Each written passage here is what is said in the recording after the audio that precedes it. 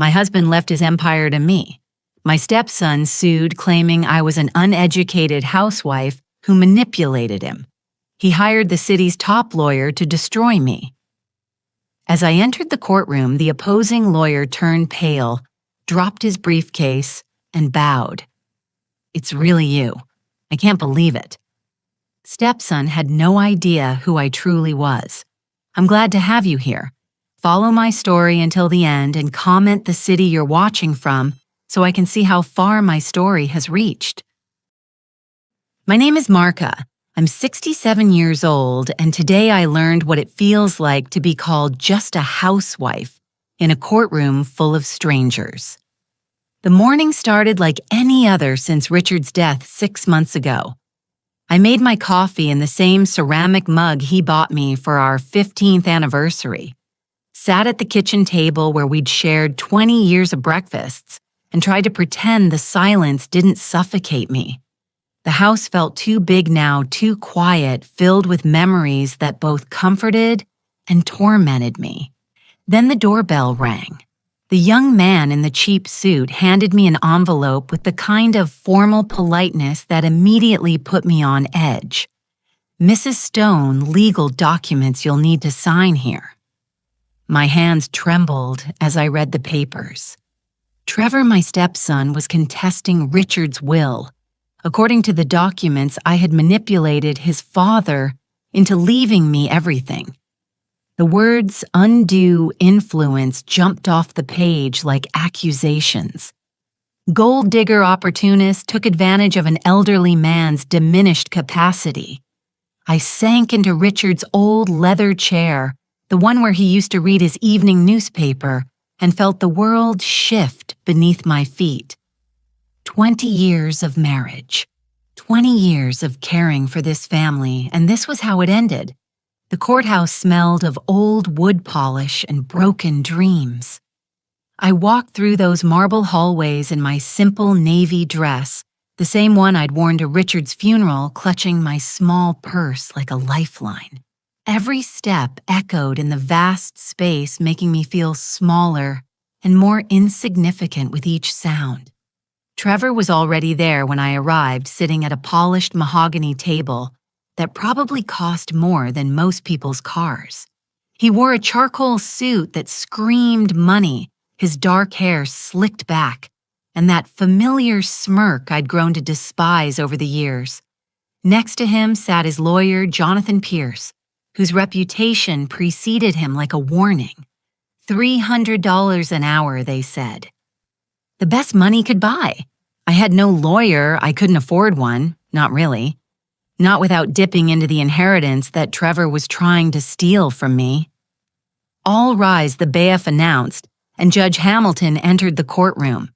He was younger than I expected, maybe 55, with graying temples and the kind of serious expression that comes from years of listening to people's worst moments. The proceedings began with Jonathan Pierce's opening statement. His voice was smooth, practiced, the kind that could make lies sound like gospel truth. "Your Honor, we here today because an innocent man's final wishes have been perverted by a calculating woman who saw opportunity in an aging widower hour's loneliness." I felt the blood drain from my face. Around me, the few spectators in the courtroom murmured their disapproval. Pice continued painting me as a predator who'd swooped in to steal from Richard's real family. "Mrs. Stone," he said, my name dripping with disdain. "Married the deceased after a suspiciously brief courtship. She has no children of her own, no career to speak of, no independent source of income. She was, by all accounts, nothing more than a housewife, entirely dependent on my client's father for financial support." Trevor leaned back in his chair, that same arrogant expression he'd worn since he was 12 years old. And I'd first married his father. I remembered trying to bond with him, then making his favorite pancakes on Saturday mornings, helping with homework. He didn't want help with attending school plays, where he pretended not to see me in the audience. Furthermore, Pierce continued, Mrs. Stone isolated the deceased from his son, poisoning their relationship and ensuring her position as sole beneficiary of an estate worth $500,000. The number hung in the air like an accusation. I'd never thought of Richard's money as mine. It was just there, like the air we breathed, the foundation that allowed us to live comfortably while I took care of him, of our home, of the life we'd built together. Judge Hamilton leaned forward. "And what evidence do you have of this alleged manipulation, Mr. Pierce?" "We have documentation showing that Mrs. Stone actively discouraged my client from visiting his father during the final years of his life. Phone records, witness statements from neighbors who observed her controlling behavior." I wanted to stand up and scream. Those discouraged visits were because Trevor only came around when he needed money. Those phone records showed me trying to reach Trevor when his father was dying, begging him to come home one last time. But how do you prove love? How do you demonstrate 20 years of caring for someone in a language the law understands? Peace gestured toward me dismissively. "Your Honor, we're dealing with a classic case of elder abuse. A woman with no marketable skills, no education beyond high school, who latched on to a vulnerable man and systematically turned him against his only child." That's when Trevor spoke for the first time. "She is just a housewife." He laughed, the sound echoing off the courtroom walls like a slap. "Your Honor, look at her. She can barely manage her own finances, let alone understand the complexity of my father's estate. She probably doesn't even know what half those assets are worth." The courtroom fell silent except for Trevor's chuckling. Judge Hamilton's expression remained neutral, but something flickered in his eyes when he looked at me. "Mrs. Stone, do you have legal representation?" I stood slowly, my legs unsteady beneath me. "No, Your Honor, I'm representing myself." "I see." He made a note on his papers. "And what is your response to these allegations?" My throat felt dry as sandpaper. 20 years of morning coffee and evening wine, of birthday dinners and anniversary celebrations, of holding Richard's hand through 2 surgeries and countless doctor's appointments. How do you compress a life into legal terminology? Your Honor, I love my husband. Everything I did was to take care of him, to make him happy. I never asked for his money. I never even wanted it. Trevor snorted. Right.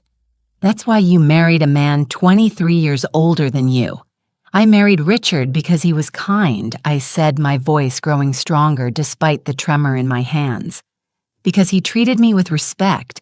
Because after my first marriage ended, he showed me what real love looked like. Pierre shuffled through his papers.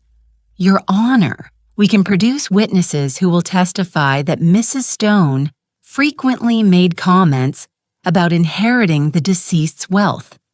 Her own neighbor heard her discussing the will just weeks before his death. Mrs. Chen. My stomach dropped. She'd caught me crying on the front porch after Richard's diagnosis when the doctor told us he had maybe 6 months. I'd been terrified not of losing the money, but of losing him, of being alone again. But how would that sound in a courtroom? Judge Hamilton glanced at his watch. Well, adjourn for today and reconvene tomorrow morning at 9 or 0. Mrs. Stone, I strongly advise you to consider obtaining legal counsel.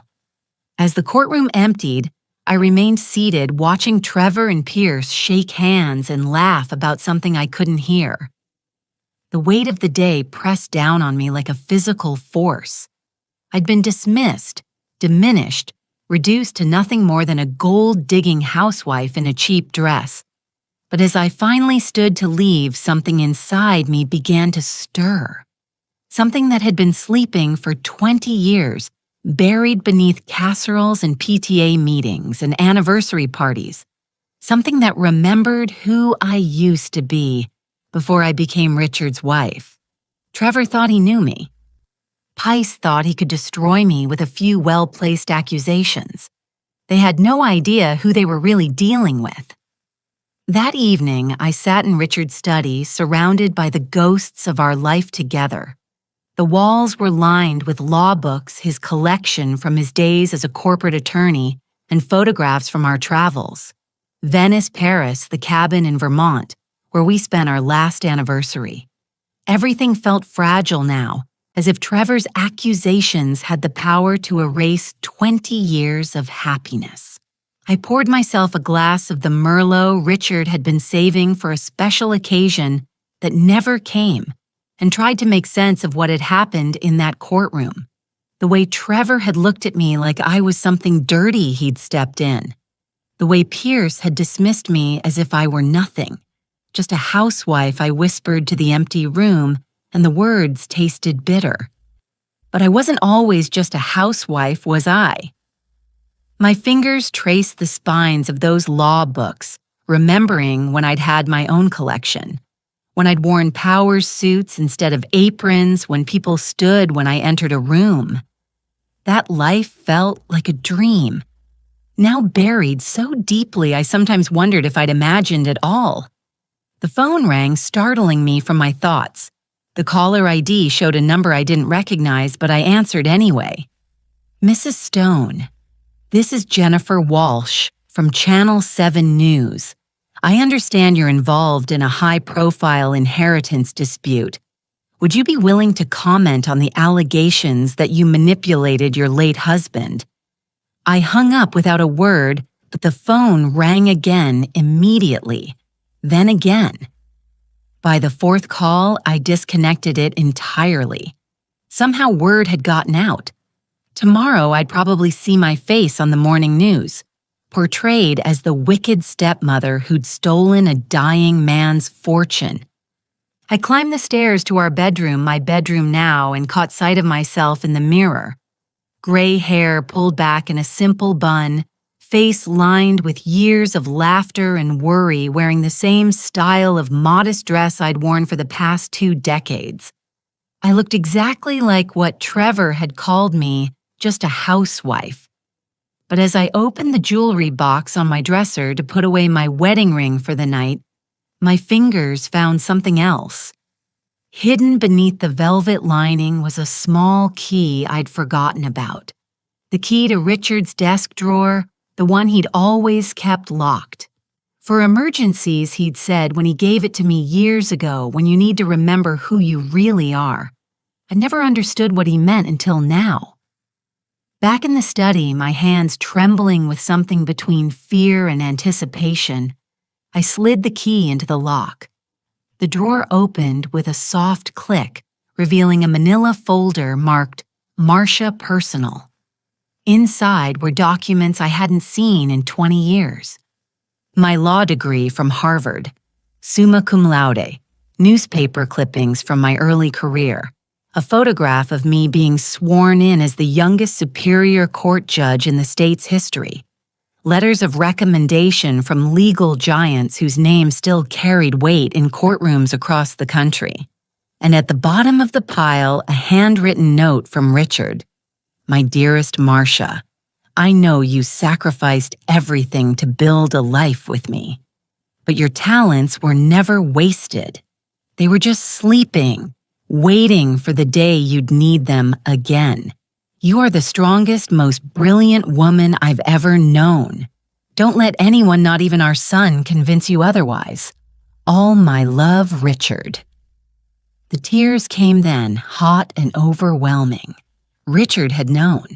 He'd always known who I really was, what I'd given up for love, and he'd protected that secret, kept it safe, until I was ready to reclaim it. I'd been Judge Margaret Stone for 15 years before I became Mrs. Richard Stone. I'd presided over complex civil cases, corporate litigation, criminal trials that made headlines. I'd earned a reputation as the Iron Judge, brilliant, incorruptible, feared by lawyers who came unprepared to my courtroom. But when I met Richard at a charity gala in 2003, something shifted. He was recently widowed, struggling to raise 12-year-old Trevor alone. He didn't know who I was professionally. To him, I was just Marcia, the woman who made him laugh for the first time since his wife's death. For the first time in my career, I'd found something more important than the law. A man who loved me for who I was, not what I'd achieved. A broken family that needed healing. A chance to be someone's wife, maybe even someone's mother. So I'd made a choice. I took early retirement citing burnout and quietly stepped away from the legal world that had defined me for so long. I became Mrs. Richard Stone's stepmother to a grieving boy who resented my presence but desperately needed stability. 20 years of PTA meetings and school plays and family dinners. 20 years of being the woman behind the successful man supporting Richard's career, while mine became a footnote in legal journals. I told myself it was worth it, that love was worth any sacrifice. But as I sat in that study surrounded by the evidence of who I used to be, I realized something had been burning inside me all day. Not just anger at Trevor's accusations, but something fiercer. Something that remembered what it felt like to command a courtroom to make lawyers twice my age scramble for precedents they couldn't find. I pulled out my laptop. Richard had insisted I learn to use it, though I'd mostly stuck to email and online shopping, and did something I hadn't done in 20 years. I researched case law inheritance disputes, undue influence, burden of proof. My fingers moved across the keyboard with muscle memory I didn't know I still possessed, navigating legal databases like I'd never left. The law had changed in some ways over the past 2 decades, but the fundamentals remained the same.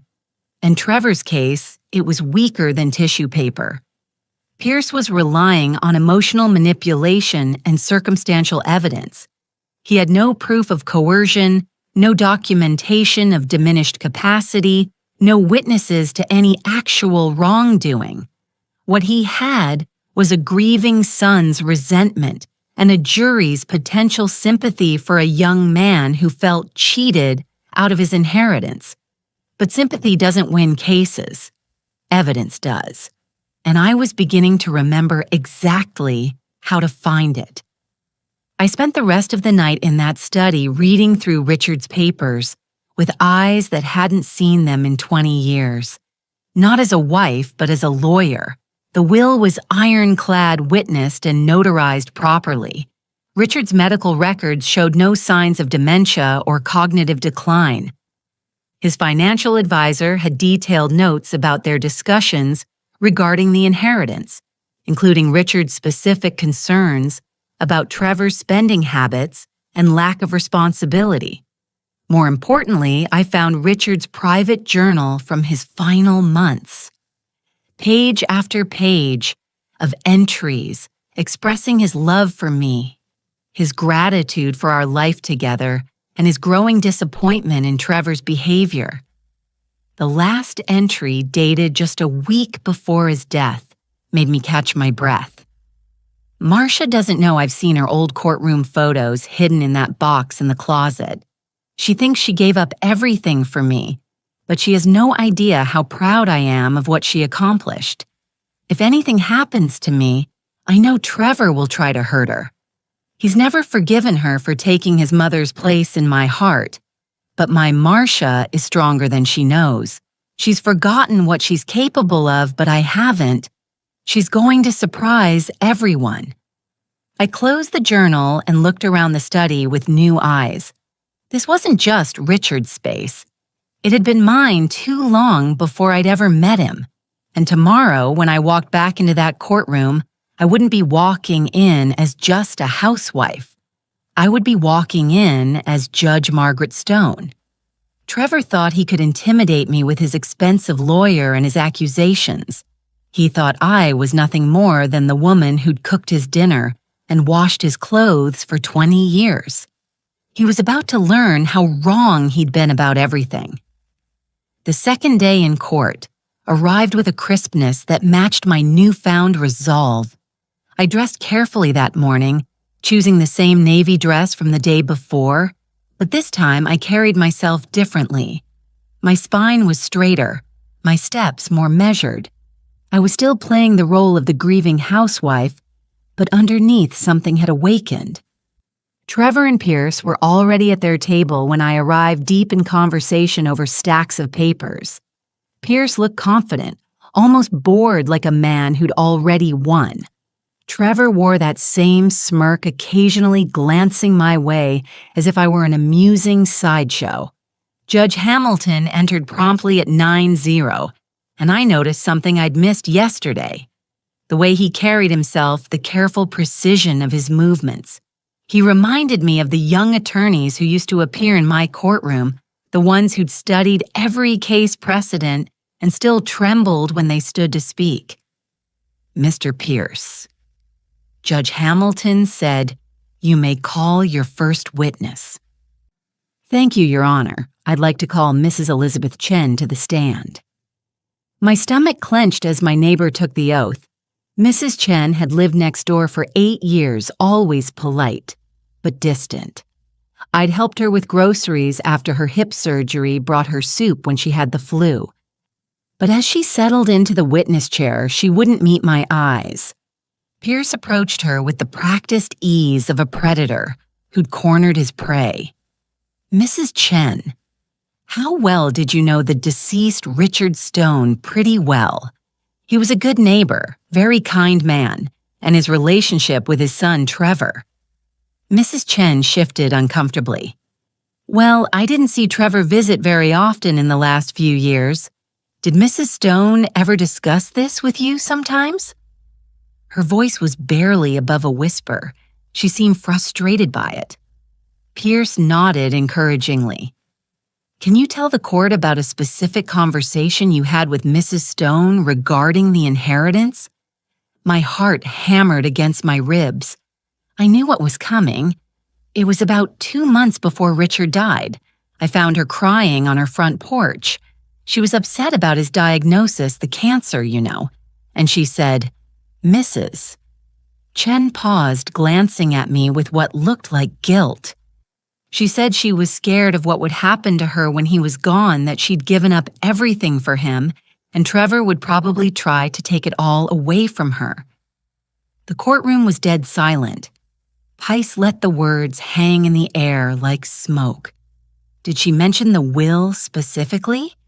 She said Richard had promised to take care of her, but she was worried Trevor wouldn't honor that promise. Pice smiled. No further questions. Judge Hamilton looked at me. "Mrs. Stone, do you wish to cross-examine the witness?" I stood slowly, my legs steadier than they'd been yesterday. Something was stirring in my chest. Not panic, but calculation. "Yes, Your Honor." I approached Mrs. Chen, noting how she flinched slightly. Poor woman. She had no idea she was about to become my first piece of evidence that things weren't what they seemed. "Mrs. Chen, you testified that I was crying on my porch when we had this conversation. Can you tell the court why I was crying?" She blinked, clearly not expecting this question because Richard was dying. Specifically, what had I just learned that day? Pierce started to object, but Judge Hamilton waved him off. "I'll allow it." Mrs. Chen looked confused. "The doctor had told you both that morning that the treatments weren't working, that he had maybe 6 weeks left." 6 weeks, I repeated, letting the words settle.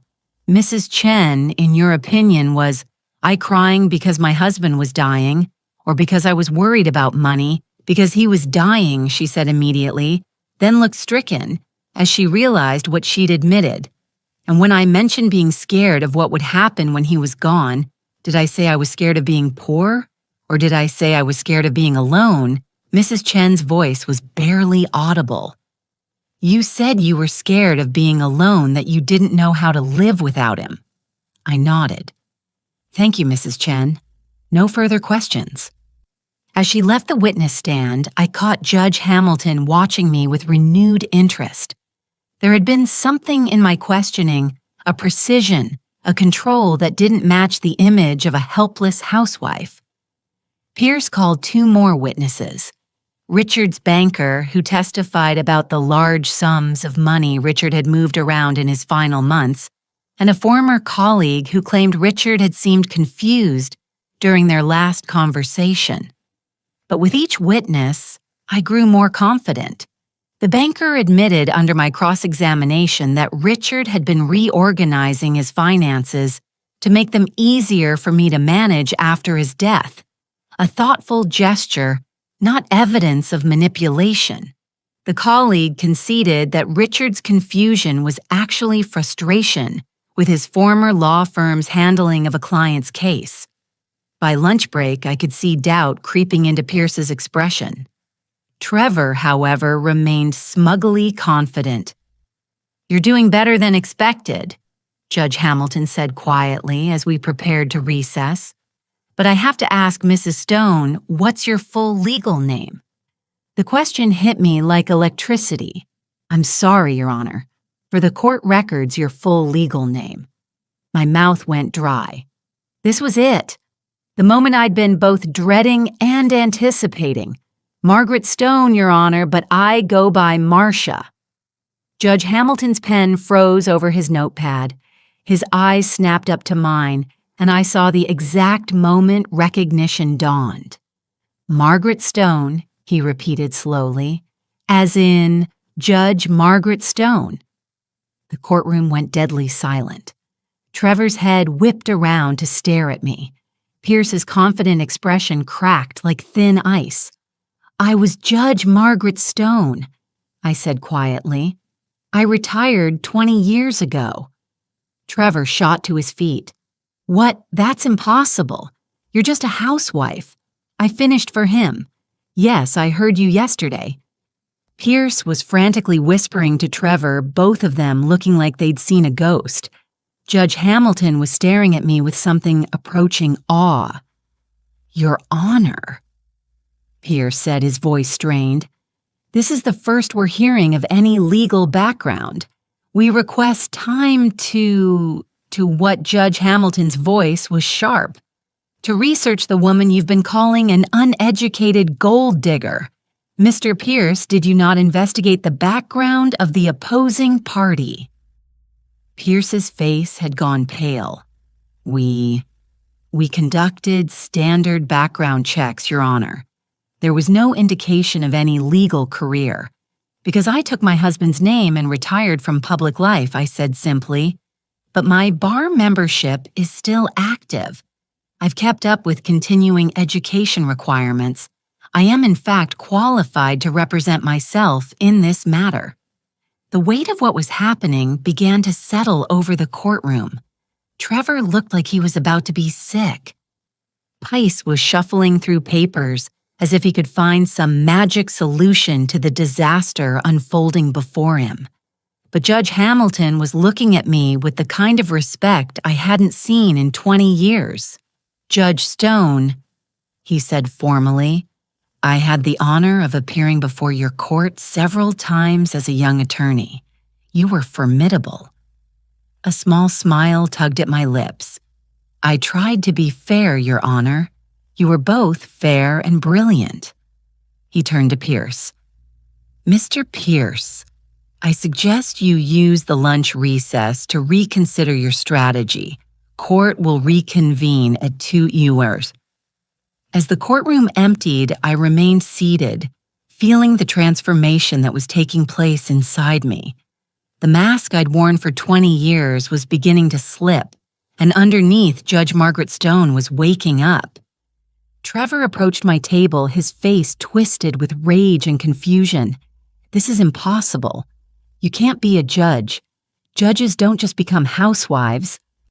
I looked up at him, really looked at him for the first time in years.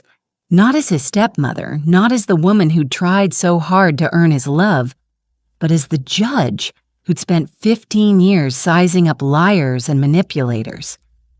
"Some of us," I said quietly, choose love over power, Trevor.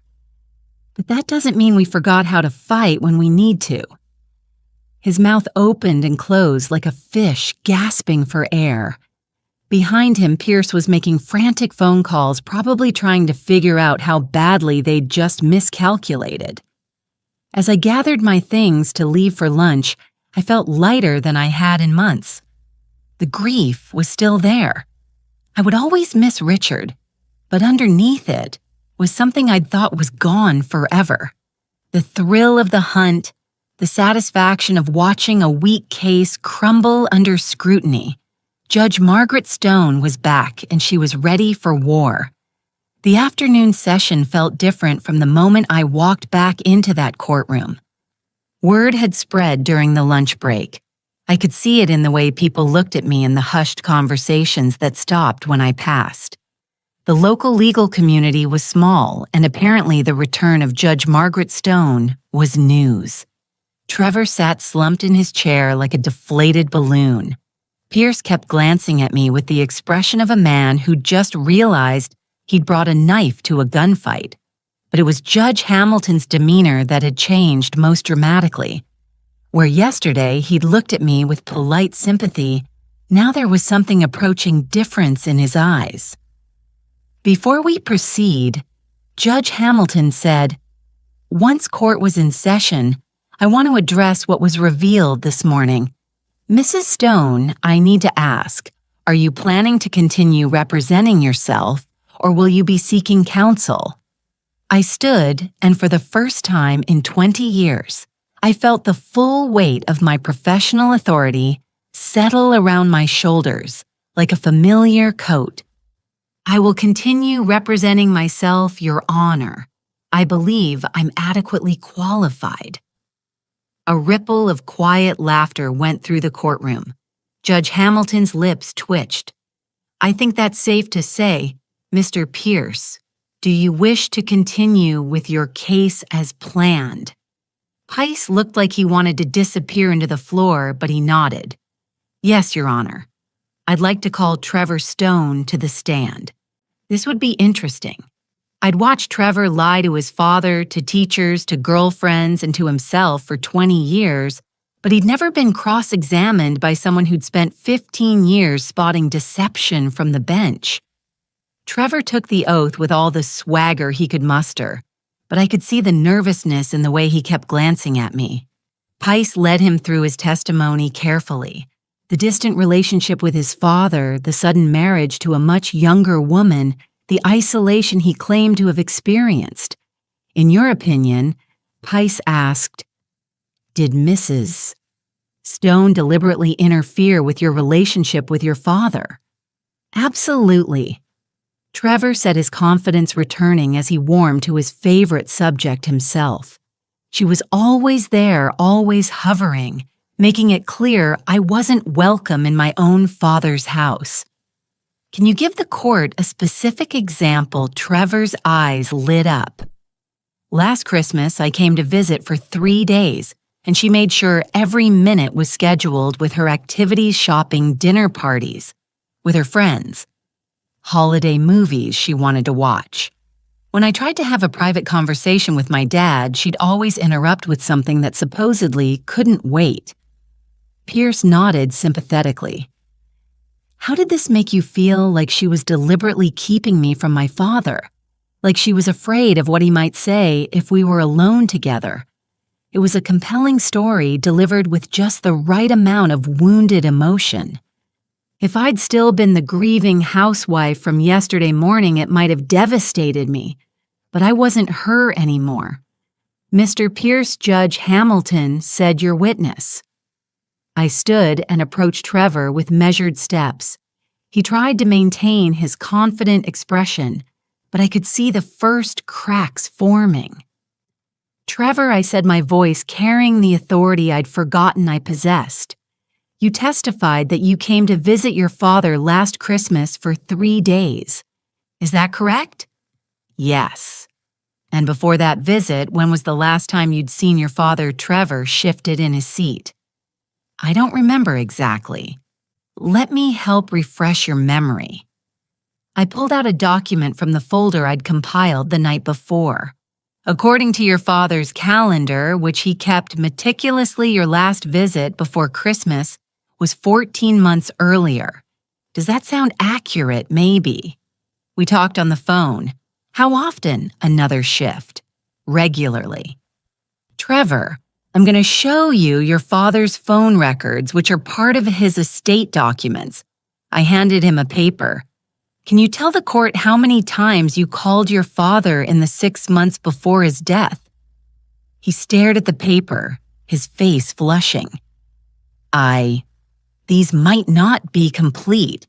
They are complete, Trevor. The answer is 3 times 3 calls in 6 months each, lasting less than 10 minutes. Does that match your definition of regularly? Pierce was on his feet. Objection, Your Honor.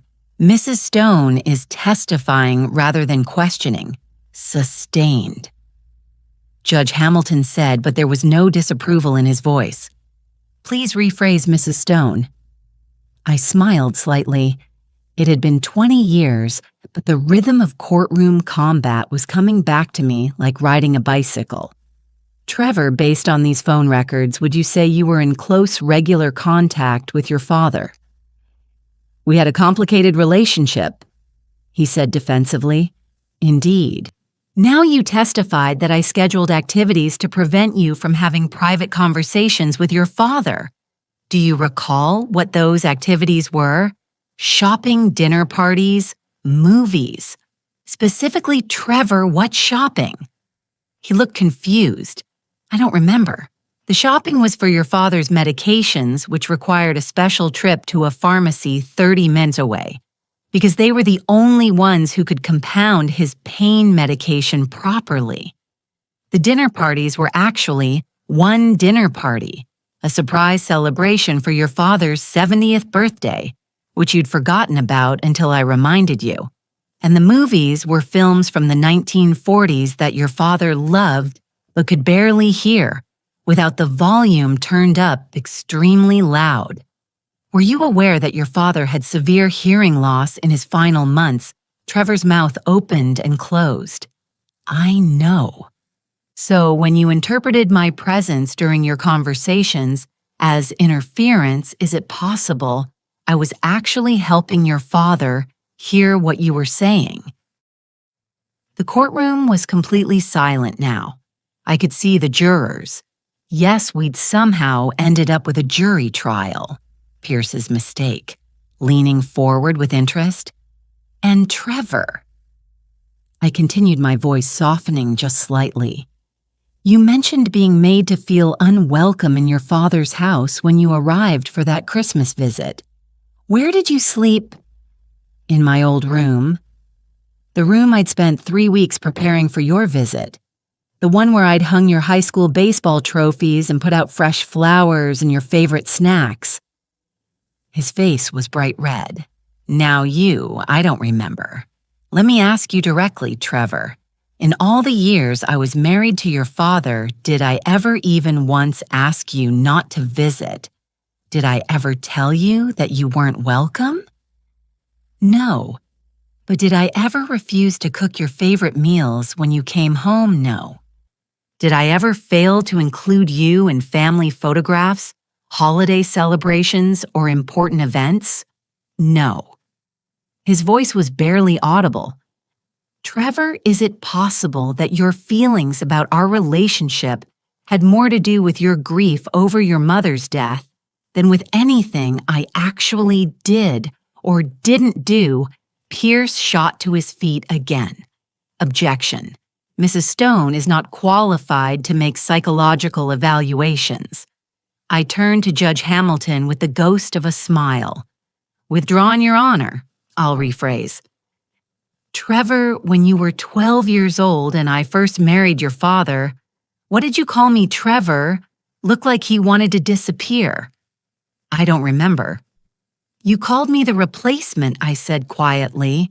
And later, when your father asked you to try to be kinder to me, you said, and I quote, "She'll never be my real mom, so why should I pretend to like her?" And the silence in the courtroom was deafening. I could see tears in several jurors' eyes. Trevor, I'm not trying to humiliate you, but I need this court to understand that I spent 20 years trying to earn your love, not trying to steal your father's. I never asked him to choose between us. I simply asked him to let me love you both. Trevor was crying now. Ugly, gasping sobs that shook his whole body. You don't understand, he choked out. He loved you more than he ever loved me, more than he loved my mother. I could see it every time he looked at you. And there it was. The truth that had been festering for 20 years. Trevor, I said gently, love isn't a finite resource. Your father's love for me didn't diminish his love for you. It just made our family bigger. Judge Hamilton was watching this exchange with something approaching wonder. Pice looked like he wanted to crawl under his table and disappear. But Trevor, you're not here because you miss your father or because you feel unloved. You're here because you want his money. So let me ask you one final question. In the week before your father died, when I called you 6 times begging you to come say goodbye, why didn't you come?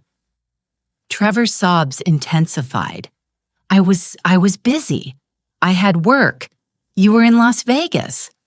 Trevor, with your girlfriend, gambling with money your father had given you the month before for your rent. Pierce was frantically shuffling papers, probably looking for some way to object. But what could he say? These were facts documented and verifiable. While your father was dying, asking for you every day, wondering why his son wouldn't come home, you were at poker tables, losing the last money he would ever give you. I let that settle for a moment, watching the jury absorb the full weight of what they were hearing. So when you stand before this court and claim that I manipulated your father, that I stole your inheritance, that I turned him against you, I want you to remember that you did all of that yourself. I just loved him enough to hold his hand while he waited for a son who never came home. Trevor collapsed completely, his whole body shaking with the force of his grief and shame. Judge Hamilton called for a brief recess, but the damage was done. As the courtroom emptied, Pierce approached my table with the look of a man facing his own execution. Judge Stone, he said quietly, I think we may need to discuss a settlement. I looked up at him with the cold precision that had once made seasoned attorneys break into nervous sweats. Mr. Pierce, 24 hours ago, you called me an uneducated housewife who manipulated a dying man. You questioned my intelligence, my integrity, and my right to be loved. Now you want to settle. He swallowed hard. Perhaps we were overzealous in our initial approach. Perhaps I agreed, but I'm not interested in settling anymore. I'm interested in justice, and I'm very, very good at getting it. As Pice walked away, I felt the last vestiges of the grieving housewife fall away completely. Judge Margaret Stone had returned, and she was ready to finish what they'd started. The next morning brought an unseasonable chill to the courthouse steps, but I felt warmer than I had in months. Word of yesterday's revelation had spread through the legal community overnight. As I walked through the marble hallways, I caught whispered conversations that stopped when I passed. Respectful nods from attorneys I didn't recognize, and something I hadn't experienced in 20 years, the electric atmosphere that surrounds a courtroom legend. Trevor looked haggarded when I entered the courtroom. His expensive suit wrinkled dark circles under his eyes, suggesting he'd spent the night wrestling with demons he'd kept buried for 2 decades. Pierce sat beside him, like a man attending his own funeral, frantically scribbling notes on a yellow legal pad that seemed to offer no salvation. Judge Hamilton entered with the bearing of someone who knew he was about to witness legal history. Ladies and gentlemen, he said, Before we continue, I want to address the elephant in the room. Yesterday, we learned that Mrs. Stone is actually retired Superior Court Judge Margaret Stone, known throughout the legal community for her brilliant jurisprudence and uncompromising integrity. Mr. Pierce, do you wish to make any motions before we proceed? Pierce stood slowly, his earlier arrogance replaced by something resembling humility. Your Honor, we move to dismiss all charges of manipulation and undue influence. We acknowledge that we may have been overzealous in our initial assessment of Mrs. Stone's character and capabilities. I felt a cold smile tugging at my lips. 24 hours ago, this would have been victory enough, but something had changed during the long night I'd spent preparing for this moment. This wasn't just about the inheritance anymore. It was about justice for every woman who'd ever been dismissed, diminished, or called just a housewife. I stood before Pierce could sit down. Your Honor, I object to the dismissal. Judge Hamilton raised an eyebrow. Mrs. Stone, the plaintiff, is attempting to withdraw their case in your favor. You're objecting to winning. I'm objecting to settling for less than the full truth, Your Honor. Mr. Pierce and his client have made serious allegations about my character, my competence, and my fitness to inherit my late husband's estate. I believe this court and the public record deserves to hear all the evidence before we conclude these proceedings. I could see understanding dawning in Judge Hamilton's eyes. He'd been a young attorney when I was on the bench, and he remembered my reputation for thorough, uncompromising justice. Very well, he said. Mrs. Stone, you may present your case. I had spent the entire night preparing for this moment, and I was ready. Your Honor, I call Richard Stone to testify. A murmur rippled through the courtroom. Pierce shot to his feet. Objection. The witness is deceased. Not Richard Stone himself, Mr. Pierce. Richard Stone's voice preserved in video testimony he recorded 3 months before his death, specifically in case his will was ever contested. The silence that followed was deafening. Trevor's face went white as I approached the bafe with a tablet containing the video file I'd found hidden in Richard's computer files the night before. Your Honor, I said. My husband was a meticulous man who understood human nature better than most. He knew that his son might challenge this will, and he wanted his own voice to speak from beyond the grave.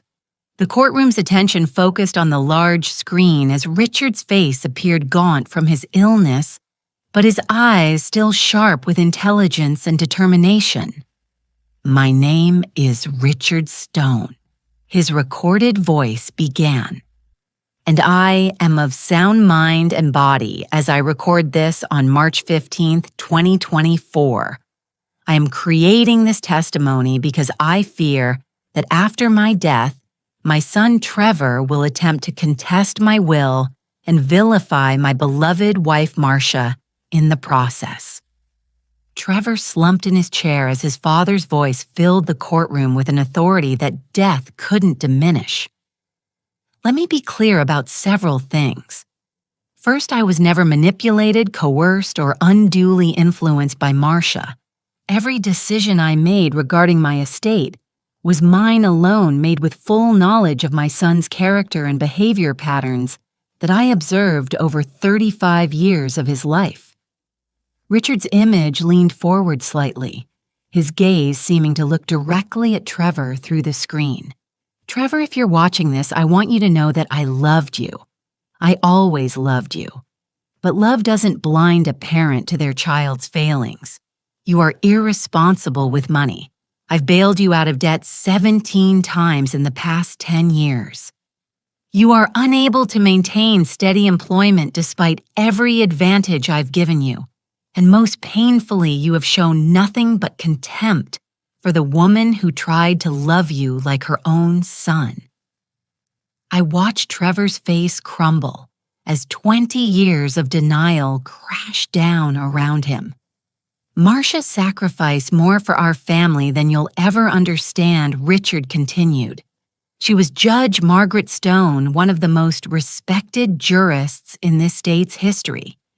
She gave up a career that most lawyers only dream of because she loved me and wanted to build a life with us.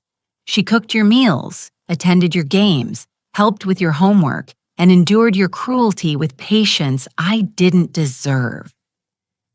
The courtroom was completely silent except for the soft sound of Trevor's weeping.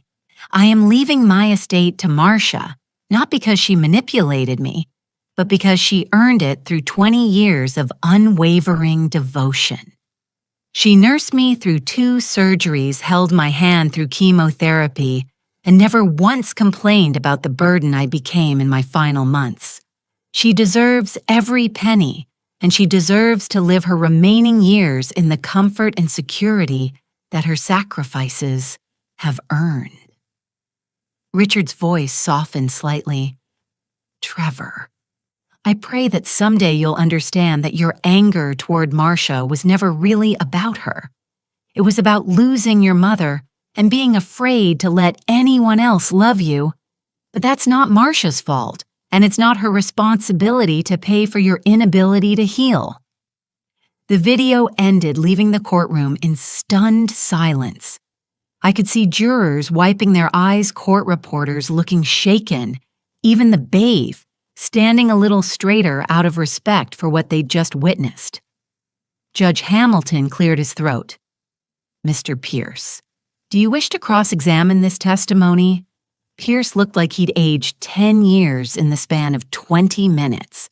No, Your Honor, no questions. Mrs. Stone, do you have additional evidence to present? I moved to my table and lifted a thick folder I'd compiled during my sleepless night. Yes, Your Honor. I have documentation showing that Trevor Stone has borrowed approximately $137,000 from his father over the past 15 years, none of which has been repaid. I have records showing that he was asked to leave 3 different jobs for excessive absences and unprofessional conduct. And I have witnesses who can testify to his pattern of appearing at his father's home only when he needed money. I paused, letting the weight of evidence settle over the courtroom like dust after an explosion. But more importantly, Your Honor, I have this. I held up Richard's private journal, the one I'd found in his locked drawer. My husband's personal thoughts and feelings about his relationship with his son, recorded over the final year of his life. Thoughts that show not manipulation but heartbreak, not undue influence, but a father's desperate hope that his son would someday grow into the man he'd raised him to be. Trevor was openly sobbing now, his shoulders shaking with the force of 20 years' worth of suppressed grief and guilt. Your Honor. I said, my voice carrying the authority of both my legal training and my personal pain. This case was never about money. It was about a young man who couldn't accept that his father loved his stepmother, not instead of him, but alongside him. It was about grief turned to greed and entitlement, masquerading as injustice. I turned to face Trevor directly. I tried to love you for 20 years, Trevor. I failed, but not for lack of trying. Your father left me his estate because he knew I would honor his memory and protect what he built. You're challenging that not because you were wronged, but because you feel wronged, and there's a difference. Judge Hamilton leaned forward. Mrs. Stone, what are you asking this court to do? I took a deep breath, feeling the full weight of my professional authority settling around me like armor. I'm asking this court to uphold Richard Stone's will in its entirety. I'm asking for a judgment that removes any cloud from my inheritance. And I'm asking that Trevor Stone be ordered to repay the $137,000 he borrowed from his father's estate over the years with appropriate interest. The gasp that went up from the courtroom was audible. Pierce shot to his feet. "Your Honor, that's not part of this case." "It is now," I said calmly. "Trevor opened this door when he claimed I was financially exploiting his father. I'm simply asking for an accounting of all financial exploitation that occurred in this family." Judge Hamilton looked at Trevor with something approaching pity. "Mr. Stone, how do you respond to these allegations?" Trevor could barely speak through his tears. I don't have that kind of money. I can't pay it back." "Then perhaps," I said quietly, "you shouldn't have borrowed it in the first place." The silence that followed felt like the end of the world. And in many ways, it was the end of Trevor's world of entitlement and denial. The end of his fantasy and that he was the wronged party in this family's story. Judge Hamilton spent several minutes reviewing his notes before he spoke. When he finally looked up, his expression was grave.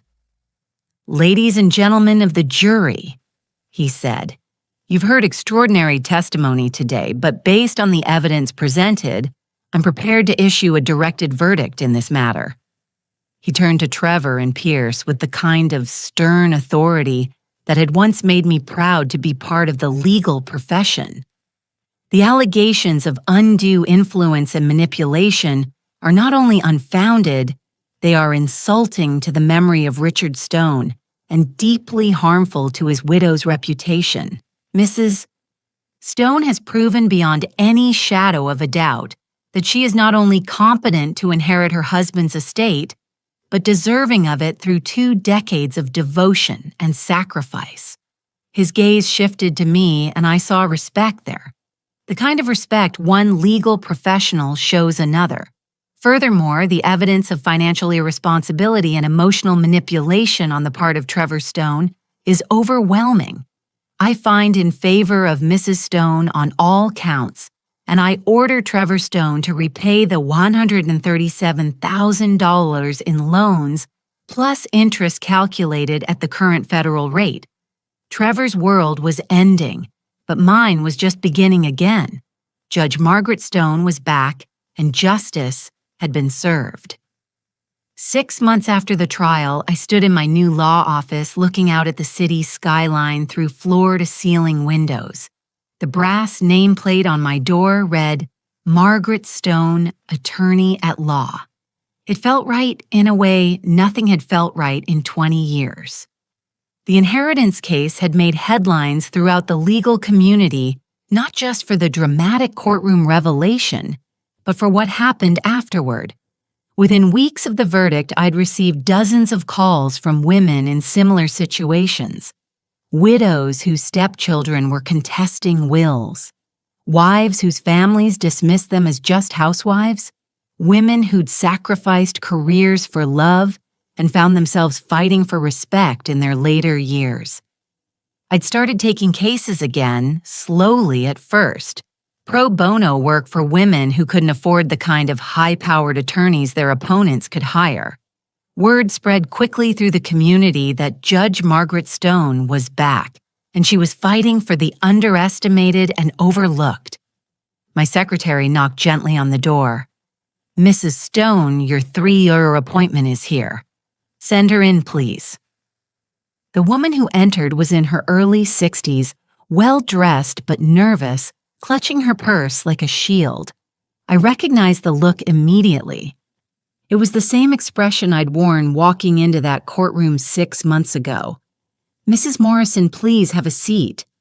She settled into the chair across from my desk, her hands trembling slightly. "I'm not sure you can help me, Mrs. Stone.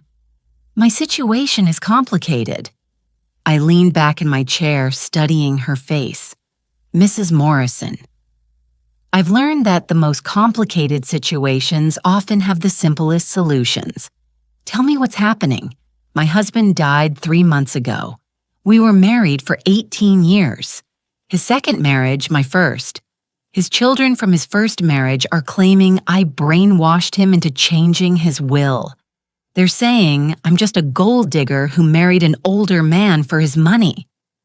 The familiar story settled over me, like an old song I'd heard too many times. And what's the truth? She looked up at me with eyes full of pain. The truth is that I gave up my nursing career when his first wife died, and he needed help raising his teenage daughters. I spent 15 years trying to be a mother to girls who hated me for not being their biological mother. I nursed him through diabetes, through heart surgery, through depression after his business failed. And now they want to paint me as some kind of predator. I nodded, making notes on a yellow legal pad. Do you have documentation of your contributions to the household, financial records, medical records? Anything that shows your involvement in his care? I kept everything. Receipts, medical appointments, bank statements showing my nursing salary going toward household expenses. I even have letters he wrote to me about how grateful he was for my sacrifices. I smiled, feeling the familiar thrill of a winnable case. Mrs. Morrison, I think we're going to get along very well. As she left an hour later, armed with a legal strategy and renewed confidence, I reflected on how much my life had changed. The grief over Richard's death was still there. It probably always would be, but it no longer defined me. I'd found purpose again, a reason to get up each morning that went beyond just surviving. My phone buzzed with a text message. The caller ID made my stomach tighten. Trevor, can we talk? I've been thinking about what you said in court. I stared at the message for a long time before responding. Coffee. Tomorrow at 10 Brewers on 5th Street.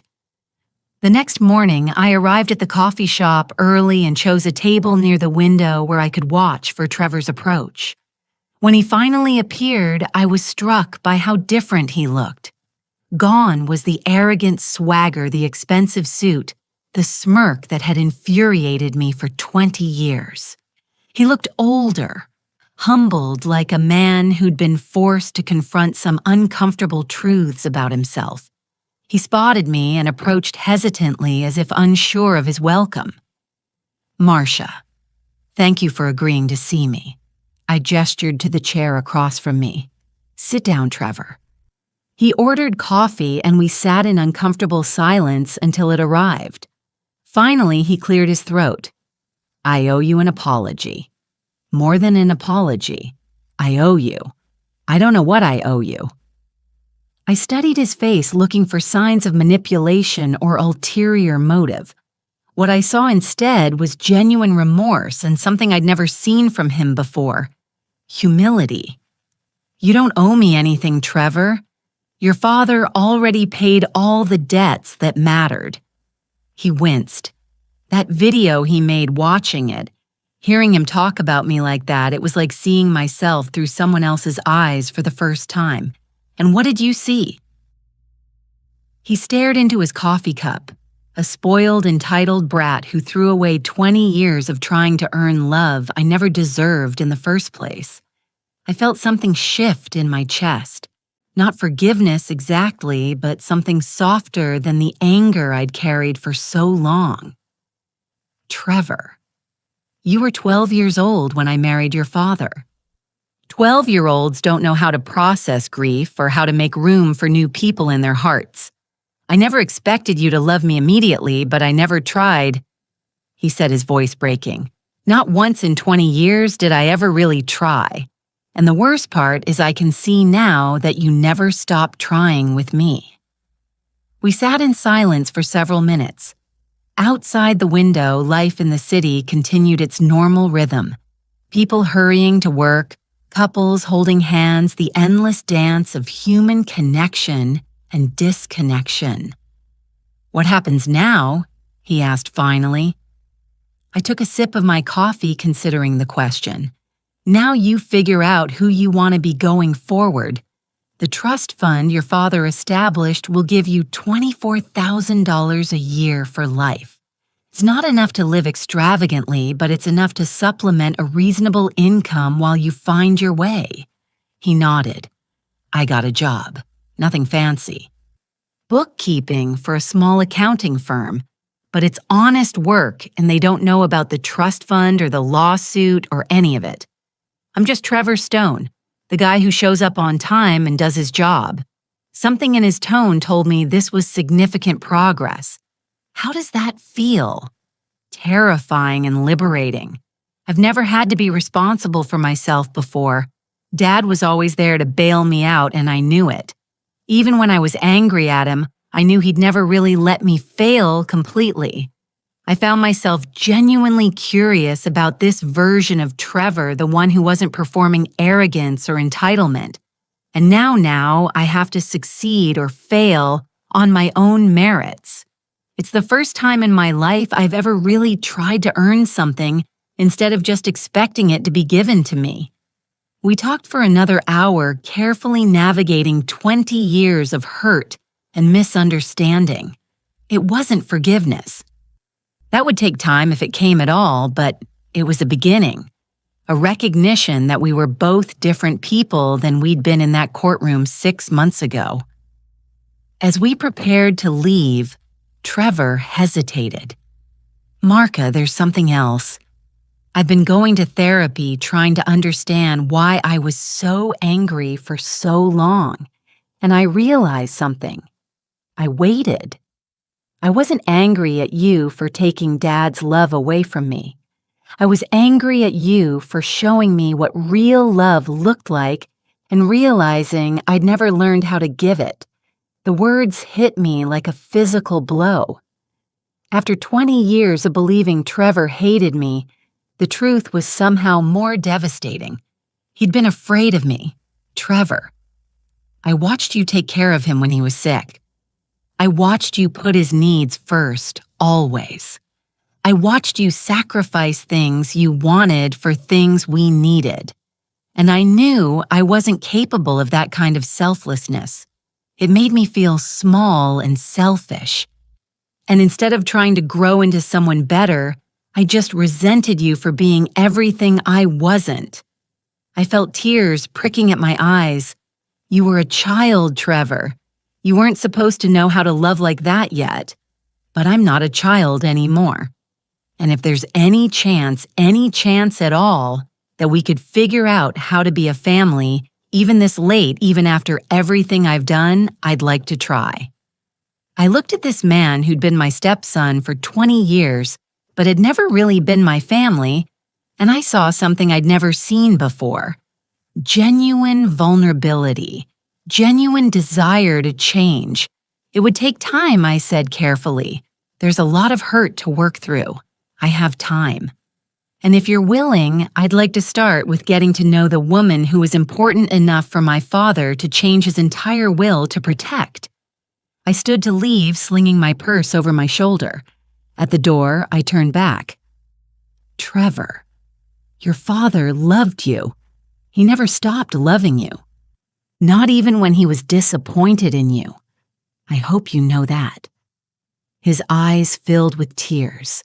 I'm starting to. 6 months later, I stood in the same courtroom where everything had changed, this time representing a 72-year-old woman whose stepchildren were trying to have her declared incompetent. The opposing counsel was young, cocky, clearly believing this would be an easy victory against an elderly widow. They had no idea who they were dealing with. As I rose to deliver my opening statement, I felt the full weight of my authority. My experience and my purpose settle around me like armor. I was Judge Margaret Stone, attorney at Law Protector of the underestimated and defender of the dismissed, and I was exactly where I belonged. Your Honor, ladies and gentlemen of the jury, I began my voice carrying the confidence of a woman who'd found her way back to herself. This case is about more than an inheritance. It's about a society that assumes a woman's worth diminishes with age, that believes a widow's grief makes her an easy target for exploitation. I paused, letting my eyes sweep across the courtroom. Today, we're going to prove them wrong. Behind me in the gallery sat Mrs. Morrison, whose case I'd won 3 months earlier. Next to her was Mrs. Chen, the neighbor who testified against me, but had later become one of my strongest advocates. And in the back row, wearing a simple suit and looking nervous but proud, sat Trevor, my family. Not the one I'd been born into or married into, but the one I'd built through battle, through loss, through the decision to stop hiding who I really was. The phoenix had risen from the ashes, and she was ready to fight. Now I'm curious about you who listen to my story. What would you do if you were in my place? Have you ever been through something similar? Comment below. And meanwhile, I'm leaving on the final screen 2 other stories that are channel favorites, and they will definitely surprise you.